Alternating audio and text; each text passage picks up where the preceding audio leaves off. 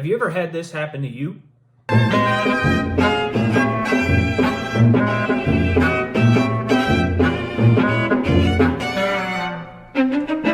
Shit.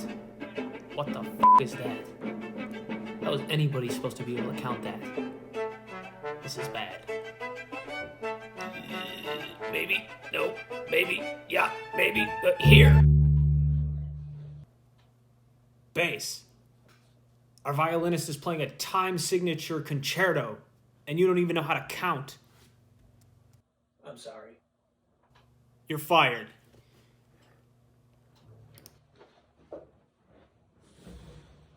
Music is hard enough when the time signature stays consistent. But when it is constantly changing and the music is fast, it can feel almost impossible to keep up with. Let's first take a look at what a time signature really is. The top number is how many beats are in each bar, and the bottom number indicates the note value that the signature is counting. Most of the time, that bottom number is a power of 2, unless the time signature is irrational. But this is pretty rare.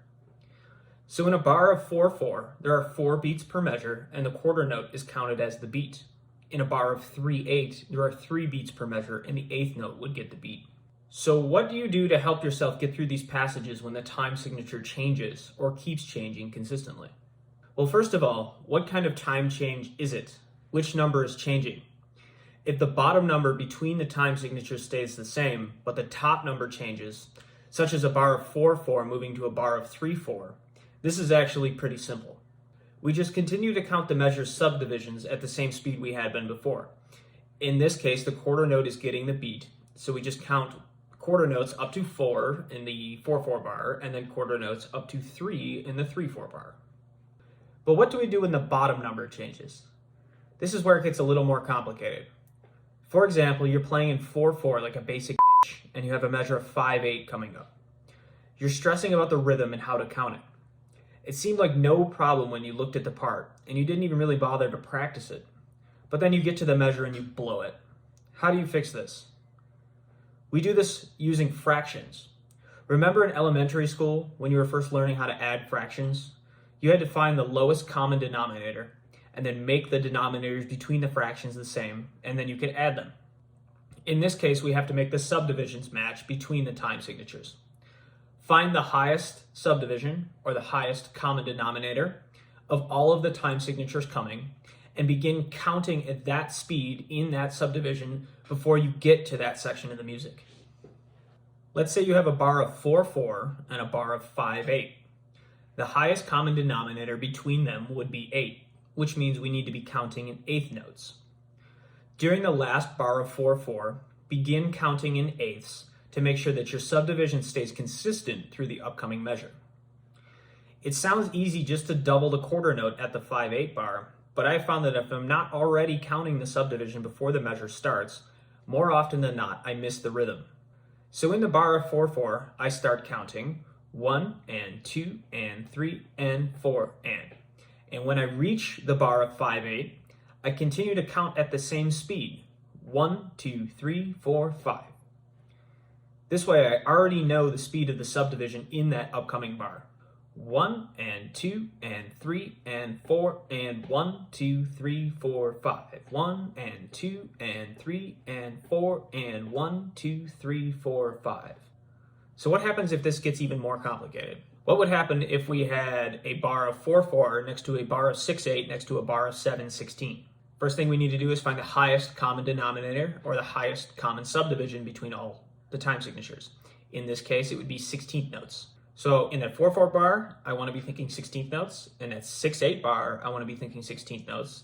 And then when I get to the 7/16th bar, I already know the correct subdivision for the incoming measure. So I would count this as 1E and a 2E and a 3E and a 4E and a 1 and 2 and 3 and 4 and 5 and 6 and 1, 2, 3, 4, 5, 6, 7. This way the subdivision stays consistent between all of the bars. Another thing to consider when dealing with changing time signatures is knowing how the bars are going to be divided.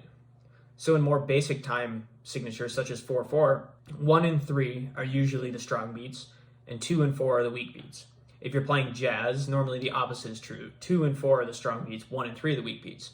But when the time signatures get a little more complicated, such as in 5/8 or 7/4, they're divided differently. So bars of 5 are usually divided into 2 plus 3 or 3 plus 2. Bars of 7 can be divided into 2, 2, 3, or 2, 3, 2, or 3, 2, 2. This is not always true. There are other ways to divide it, but most of the time it'll be that way. If you're not sure how to find the ways that things are divided into music, the music will give you clues. The first thing you want to do is look at the beaming of the measure. This will usually give you an idea. If the beaming is done 2/8 and then 3/8, that'll make it pretty obvious.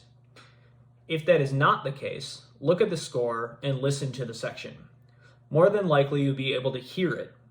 Look for things such as accents, timpani hits, cello and bass pizzicatos to give you cues on how the measure's divided. If the bass has a pizzicato on the first beat and then on the third beat, that'll probably give you a clue as to how the measure's divided. If all else fails, just ask the conductor how they are dividing it. I'd like to show an example of a special case of polymeter.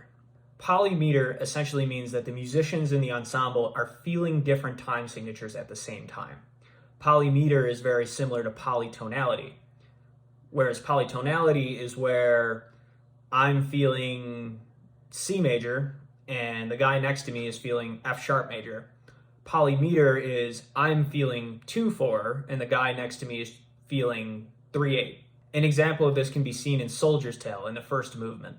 The bass part is clearly in 2/4.